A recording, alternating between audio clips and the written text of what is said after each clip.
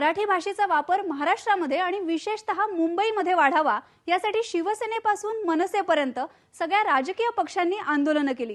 अजूनही ही आंदोलनं सुरू आहेत। इंग्रजी अतिक्रमणामुळे मराठी भाषेची पिछेहाट झाल्याचं चित्र आहे। शिवसेना मनसेच्या या आंदोलनांमुळे दोन्ही पक्षांना मराठी माणसांच्या मनात स्थान मिळालं।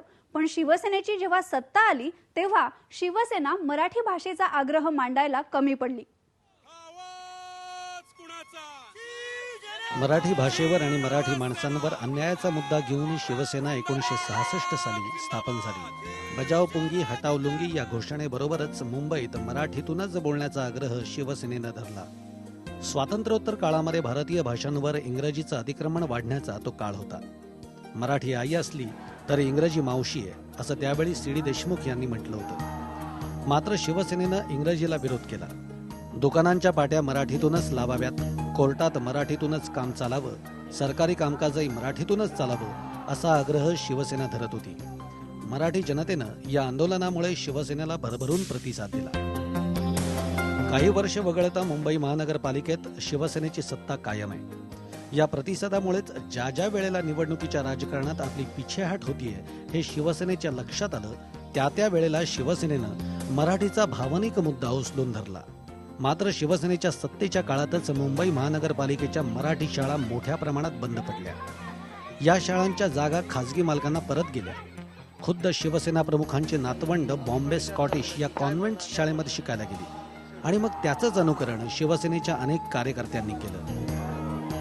मराठी भाषा वाढीला लागेल यासाठी खास प्रयत्न शिवसेना राज्यात 1995 साली सत्तेत आली तेव्हा होईल असं वाटलं होतं, पण शिवसेनेनं ते केलं नाही।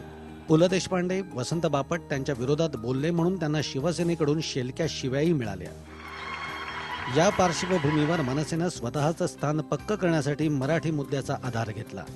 दुकानांवर मराठी पाट्या लावण्याचा फतवा राज ठाकरे यांनी काढला आणि दहशतीमुळे मराठी पाट्या जरूर लागल्या, पण न्यायालयात इंग्रजीतून मराठीत भाषांतर करणारे मिळत नाही, त्यामुळे न्यायालयात मराठीतून कामकाज होण्याचं स्वप्न अपूर्ण राहिलं। महाराष्ट्रात ग्रामीण जनता मराठीतून कोर्टात अर्ज करते, मात्र भाषांतर करणारे मिळत नसल्यामुळे त्यांचे अर्ज सुनावणीसाठी येण्यास उशीर लागतो। इतर भाषीय वकिलांचा दबाव असल्यामुळे कोर्टातलं कामकाज मराठीतूनच करण्याचा आदेश अजूनही निघू शकला नाही। मात्र तरीही गेल्या 15 वर्षापासून मराठी भाषिक वर्तमानपत्रांचा खप वाढतोय। मराठी चॅनल्सची आवर्जून मागणी होतीये। मराठी ब्लॉग्स, मराठी भेटकार्ड यांना मागणी वाढतीये। इंग्रजीला सामावत मराठी भाषा पुढे जातीये, त्याचंच हे लक्षण आहे। Bureau report, IBN Lokmat. Shiv Sena आणि मनसे या दोन पक्षांमध्ये मराठीवरून नेहमी स्पर्धा सुरू असते। शिवसेनेचा मराठी अजेंडा आता मनसेनं पुढे नेलाय। महाराष्ट्र नवनिर्माण सेनेनं आज एका वेबसाईटचं लॉन्चिंग केलंय। ही वेबसाईट मराठी जनांसाठी असणार आहे। मराठी लोकांची चांगली कामं दाखवण्यासाठी ही वेबसाईट सुरू केली आहे असं राज ठाकरे यांचं म्हणणं आहे। अर्थात निवडणुकीच्या आधी लॉन्च केलेली ही वेबसाईट मनसेच्या मराठी नगरसेवकांसाठीही आहे।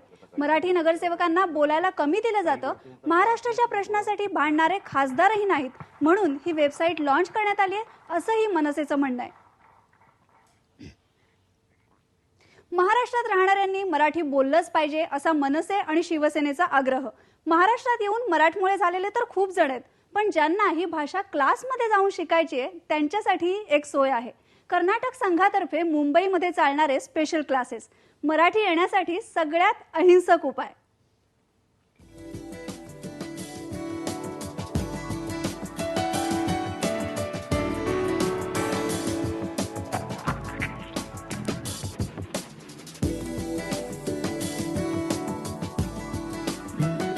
बेंद्रे माझे आवडते पोएट आणि त्याने मराठीमध्ये पण खूप लिहिले होते, तर मला वाटले की कन्नडमध्ये ती छान लिहिते, मला आता बघूया मराठीत काय। या दिनेश्वरी तोलतेंप्रमाणेच अनेक जण इथे दर रविवारी मराठी शिकायला येतात। त्यात कुणी कन्नड, कुणी तेलुगू, तर कुणी तमिळ भाषिक आहेत, तर कुणी गुजरातीही। मी गुजरातवरून आली आहे MA म्युझिकमधून MA करायला आणि महाराष्ट्रामध्ये आली आहे, तर महाराष्ट्राचा मेन मराठी आहे। मराठी समजायला कळायला मधून मी इथे आली आहे। नेहासारख्या अनेकांना मराठी शिकण्याची संधी उपलब्ध करून दिली आहे कर्नाटक संघानं, तीही गेली 15 वर्ष। मराठीचे क्लासेस हे या सगळ्यांसाठी केवळ शिकण्या बोलण्यापुरतेच मर्यादित नाहीये, तर आज मराठी ही त्यांच्यासाठी स्वतःला व्यक्त होण्याचं माध्यम बनली आहे। अरविंद हेब्बर केवळ मराठी शिकून थांबले नाहीत तर त्यांनी मराठीतून कविताही केल्या. मारिले त्या वीर नाविका धावले करीत तीरावरी मारा. मला माझा जवळजवळ अर्धा शतमानापेक्षा जास्त वास्तव इथलं मराठीचं. त्यामुळे मी लोकांमध्ये माझं जे काय इंटरॅक्शन झालं त्याच्यामुळे मला मराठीची आवड निर्माण झाली. आतापर्यंत मी मराठीत 13 लेख आणि 8 कविता लिहिलेल्या. गेली अनेक वर्ष मुंबईत राहणाऱ्या या सगळ्या अमराठी लोकांना मराठी ही आपलीच भाषा वाटते आणि ती बोलता लिहिता येत नाही याची खंतही. म्हणूनच मग वय कितीही असो ते वाट धरतात मराठी शिकवणाऱ्या क्लासची. व्हिडिओ जर्नलिस्ट दीपक किरोलासह शिल्पा गाड, IBN लोकमत, मुंबई. मराठी भाषेमध्ये भराभर लिहिता येत नाही, व्याकरणामध्ये चुका होतात असं म्हणून आपण मराठीपासून दूर पळतो. मराठी दिन मधला दीप पहिला की दुसरा असे प्रश्नही आपल्याला पडतात. पण शुद्ध लेखनाचा बागुलबुवा करण्याचं एवढं काही कारण नाही. यावर एक उपाय आहे मोडी लिपीचा. राजेशला लहानपणापासून इतिहासाची आवड आणि त्याचमुळे मोडी लिपीशी त्याची ओळख झाली. तो इंटरनॅशनल कॉल सेंटरमध्ये काम करतो आणि राहिलेल्या वेळात करतो मोडी लिपीचं ट्रान्स्क्रिप्शन. मोडी लिपी खूपच विस्तारित आहे. जेवढं आपण समजतो तेवढं नाहीये. त्याचे वेगवेगळे कालखंड आहेत, जेवढे लेखक तेवढ्या पद्धती आहेत. म्हणजे तुम्हाला भाषेचं ज्ञान असणं गरजेचं आहे मराठी, कारण मराठी असेल तर तुम्हाला मोडी कळेल. मोडी लिपीत शब्द जोडून लिहितात तर वेलांट्या फक्त दीर्घच असतात आणि उकार रस्वच. त्यामुळे लिहिताना कमीत कमी वेळा पेन उचलावं लागतं आणि शब्दांमध्ये अंतराचं बंधन नाही. एका ओळीत मावतील तेवढी अक्षरं लिहायची. म्हणूनच ही लिपी भरभर लिहिली जाते. मोडी लिपी म्हणजे खरं तर रनिंग लिपी आणि म्हणूनच महाराष्ट्रातील राज्यकर्त्यांनी मोडी लिपीचा उपयोग डॉक्युमेंटेशनसाठी केला. जवळजवळ 700 वर्ष फक्त मराठी राज्यकर्त्यांनीच नाही तर भारतातील सर्व राज्यकर्त्यांनी मोडी लिपीचा उपयोग हा व्यवहाराची लिपी किंवा लिखाणाची लिपी म्हणूनच केला. म्हणजे जवळजवळ 700 वर्षाचं साहित्य, व्यावहारिक ज्ञान हे सर्व गोष्टी मोडी लिपीत आजही बंदिस्त आहेत. त्यामुळे या लिपीतील साहित्याचा विस्तार अफाट आहे. पत्रव्यवहार, जमा खर्च याच्या प्रगत पद्धती या लिपीत आहेत.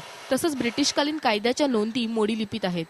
ज्यांना भारताचा आणि मराठी राज्यकर्त्यांचा इतिहास जाणून घ्यायचा असेल आणि व्याकरण रहित मराठी झरझर लिहायची असेल त्यांना मोडी लिपी हा एक चांगला ऑप्शन आहे. व्हिडिओ जर्नलिस्ट सतीश गंगावणेसह प्रीती खान, IBN लोकमत, मुंबई. म्हणूनच कदाचित मोडी लिपी जास्त लोकप्रिय आहे. आता एक ब्रेक घेऊया, पण ब्रेकवर जाण्यापूर्वी ख्रिश्चन धर्मगुरू फादर स्टीफन्स यांनी बायबलचं मराठीमध्ये भाषांतर केलंय. ब्रेकवर जाता जाता यात त्यांनी केलेलं मराठीचं कौतुक ऐकूया. जैसी हरळान माझी रत्न केळा, की रत्नान माझी हिरा निळा, तैसी भाषान माझी चोखळा, भाषा मराठी. जैसी पुष्पान माझी पुष्प मोगरी, की परिमळान माझी कस्तुरी, तैसी भाषान माझी साजिरी, मराठीया. पखियांमध्ये मयोरू, रुखियांमध्ये कल्पतरू, भाषांमध्ये मानथोरू, मराठी एसी. तारांमध्ये 12 राशी, सप्तवारान माझी रविशशी, या लिपीचे या भाषांमध्ये तैसी बोली मराठी.